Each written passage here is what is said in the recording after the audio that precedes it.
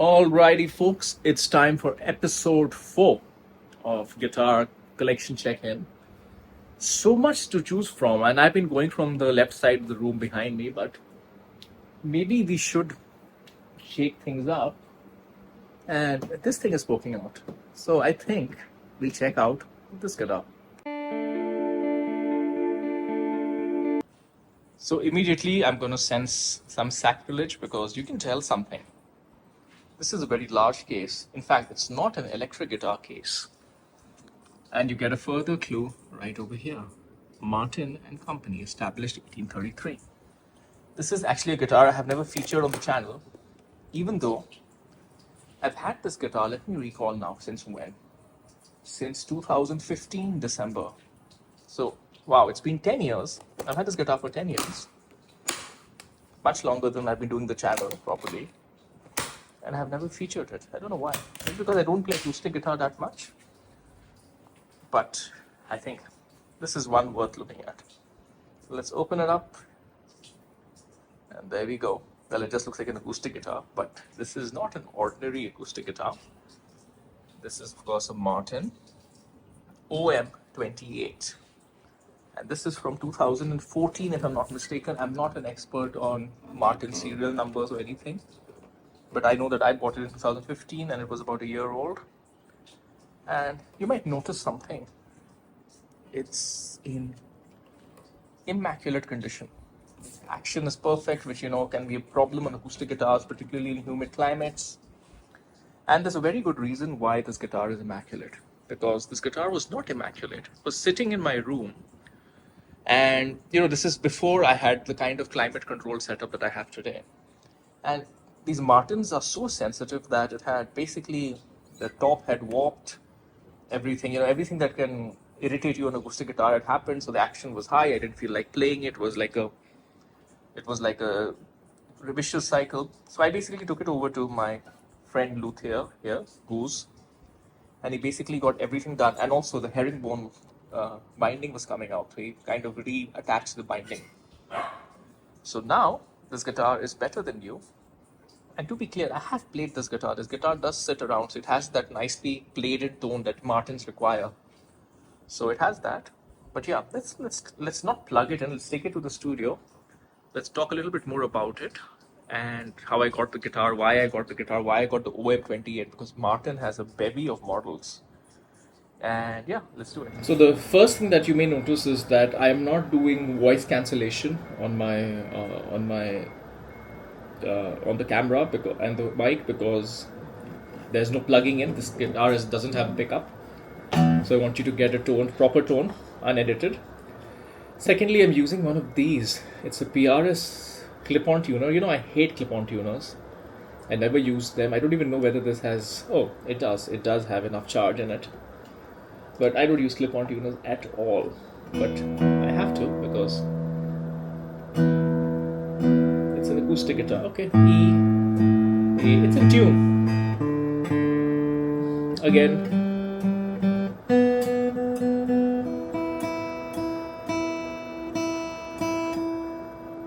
Not to toot my own horn, but I'm really happy about this.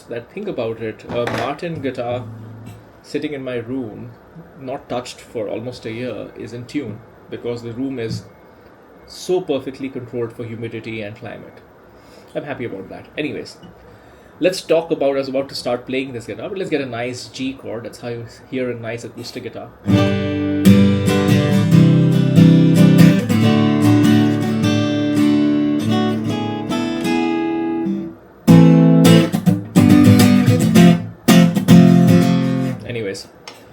What was I saying? So the story of this guitar.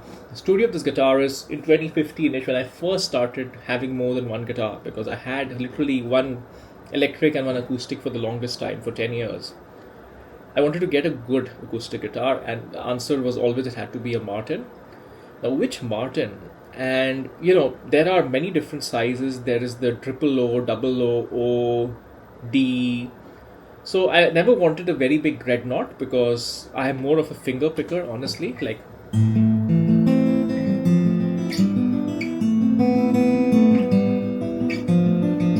I'm not much of a strummer. In fact, my strumming is terrible. So I wanted a smaller body, but not too small, because I wanted it to have versatility. So that's why I was looking at what I think is the second largest size. I can't remember whether that's called triple O or just O. So that's what I went to look at. And then I saw that guitar, it was nice, and I went to, this is now interesting enough, this is in an old building in Singapore that doesn't exist anymore. It's called Peace Center. It's a building, it's close to where all the universities are, it's very near Orchard Road. It's one of the best locations in Singapore. It's an iconic building, and it had this old store called City Music, if I'm not mistaken. And they had an annual sale every year. So that's what I was waiting for.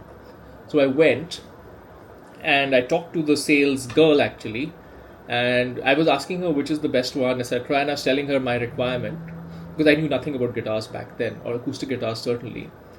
And she said, you know what, you think that you want is it the O-28? Whatever, the second largest size after the Dreadnought. But what you actually want is maybe the OM. And I said, what's the difference between the OM? And she said the difference with the OM is it has a longer scale length. It has a 25.5-inch scale length. So for all the finger picking that you want to do, it's going to make it brighter and make it stand out a bit more.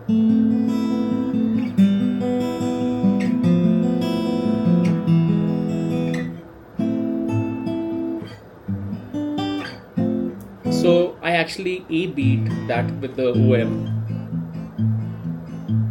Sorry, I can't resist playing this guitar. Sorry. That's the thing with an acoustic guitar. With electric, you don't see me just squirming around, but with the acoustic, you just can't help it. It's just so easy to play and so accessible. So she told me that try out both. I tried out both, and I could feel the difference, because at that point I remember I'm a Les Paul player. I don't like large scale length, so I was going away from the longer scale length. I like shorter scale length. So I went for this one. I tried the one in the showroom, and I really, really liked it. Now here's where I did something very stupid. The guitar that I played in the showroom, it was sitting there, I think it had been properly strummed in, because everybody had tried it. The sales girl herself mentioned that she had been playing it for years, because it had been sitting there for a while, maybe not years, but at least a year. So that guitar was it was just very special sounding. And this is when I was new to guitar. So by the way, this is another top tip for all of you who are new into guitars and getting into buying more guitars or owning more guitars for the first time. If you come across a special guitar, if you're buying a guitar, even if you're buying a new guitar, you come across a special one in the shop, don't ask for a new piece. Just get the guitar that's special, because every guitar is different. It just is. Guitars are mass produced these days, but still, and some of them are very consistent, like say PRS. But generally, if you find a special guitar, just stick to it.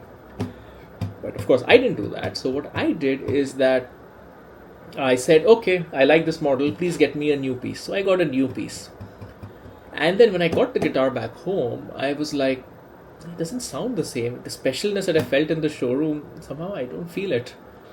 And then I asked them, can I, and because that guitar is brand new. So literally no one has ever played it. It's literally fresh from the Martin factory. So 2 days later, I went and asked them, hey, can I get the one in the showroom instead? And they're like, no, we've already sold you a new piece, whatever. Which in retrospect, I thought from a guitar shop, knowing what I know now, etc., I would be because I was willing to pay the same price. I was not asking for a discount for a showroom piece. And they were like, no, which I thought was, in retrospect, especially now that I know so much about guitars and I've talked to so many guitar shops, I thought it was quite silly of them. So they refused to do that. So I took the guitar. I was happy with it, but of course it didn't have the magicness that I felt, or maybe I perceived it in that guitar showroom. So I played the guitar, but with any case, I'm not too much of an acoustic guitar player anyway, but I played a little bit, and then it was sitting around the house here and there. It had a humidity pack inside the case, but the room itself was not humidity controlled like it is now. And I would say 2 or 3, 4 years later, the guitar got less and less play. And ultimately, it basically, one day, the action became horrible. One day, the herringbone started peeling. And then basically, the guitar sat unplayed, I would say, so I got this guitar in 2015. I would say between 2019 and 2023. So 4 years, it basically sat unplayed. Then about 1.5 years back, once I left my corporate job and I started doing the Ministry of Guitar more seriously, and I started reconciling my things, then I was like, you know what, why I have such a, I was getting some gas for some acoustic guitars, and I was like, I have such a nice acoustic guitar sitting that I don't play. So I took it over to Goose. I asked him what all is wrong with it. He said this is wrong, that is wrong. He got everything fixed. It took some time because it's complex work to put back the binding and make sure the top is correctly, because when the top has some warping, you have to do special things to bring it back. So, and of course, you don't just have anyone do this, but Goose is probably one of the best in the business here in this part of the world. He did it, and then the guitar became perfect. It's like a perfect, amazingly playable. Of course, it's not an electric guitar, but for an acoustic guitar, incredible sounding. Because I did end up playing it a fair bit after that. I actually take this guitar to parties. People say, why do you take a Martin to a party? I just take it because it's just nice to get that loud Martin projection. So that's been the story of this guitar so far.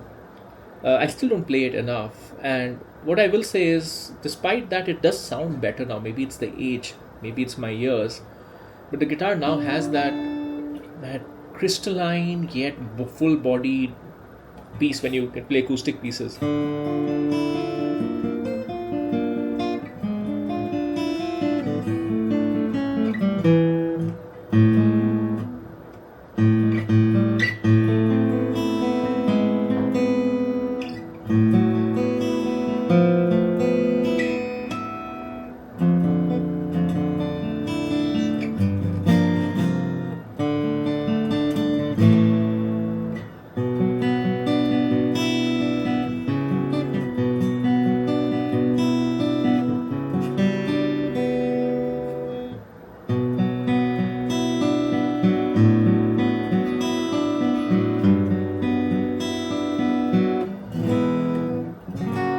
Careful not to play copyrighted stuff like but yeah, it's a good guitar. Don't plan to sell it. Should play it more. In fact, I should play acoustic guitar a bit more. I play too much electric, and I just sometimes feel that my fingers suffer because of that. I don't have that real hard calluses that a proper hardcore acoustic guitar player does. So maybe I should do that a bit more. Yeah, I think I'm going to keep this guitar out since I have it out now for the purpose of this sharing. Probably I should conclude this by showing you more about the guitar. I realized it didn't show anything about the guitar. So basically, what makes it an OM-28 is the rosewood. It's got a rosewood back and sides. It's not mahogany. It's got a spruce top. It's got an ebony fretboard. It's got mahogany neck. Very satin finished, I would say. Very good size. It's got these classic Martin tuners, which are non-locking. These are properly classic. It has these ivory-esque pins. These are not ivory because that's illegal. Martin bridge pins, ebony bridge, classic, and tortoise shell, again fake. Pick guard. Yeah, and 25.5 in scale. It's a brilliant guitar. So pardon me while I just play it for a while.